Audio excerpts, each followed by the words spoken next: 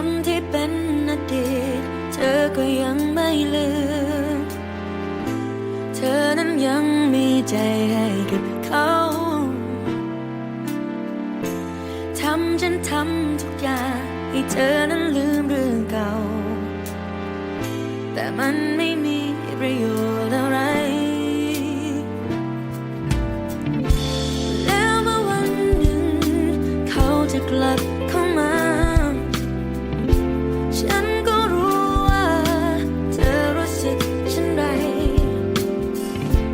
แม้ไม่ต้องบอกก็พอที่จะเข้าใจ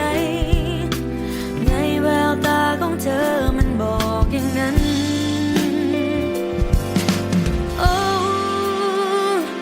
มาเกมนี้ฉันก็รู้ว่าจะต้องลงเอยอย่างไรไม่ต้องรอให้จบเกมฉันก็พร้อมจะยอมตัดใจหากลืมฉันได้ไม่ลำบากเธอก็ควรจะจากฉันไปส่วนตัวฉันพอเข้าใจฉันมันแค่ทางผ่าน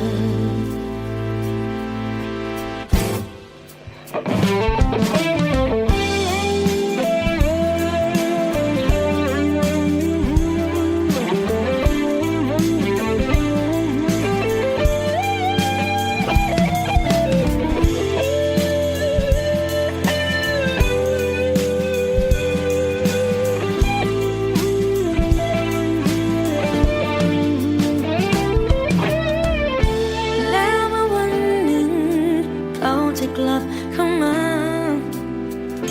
ฉันก็รู้ว่าเธอรู้สึกเช่นไรแม้ไม่ต้องบอกก็พอที่จะเข้าใจในแววตาของเธอมันบอกอย่างนั้นโอ้มาเกมนี้ฉันก็รู้ว่าจะต้องลงเอยอย่างไรไม่ต้องรอจบเกมฉันก็พร้อมจะยอมตัดใจหากลืมฉันได้ไม่ลำบากเธอก็ควรจะจากฉันไปส่วนตัวฉันพอเข้าใจ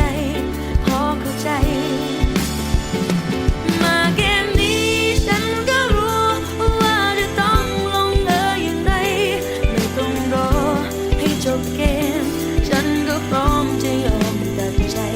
หากลืมฉัน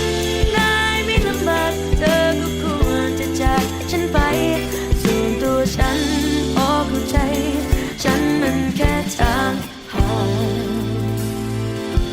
คนมันรักจริงรักจนยอมเจ็บใจให้เธอนั้นใช้เป็นทาง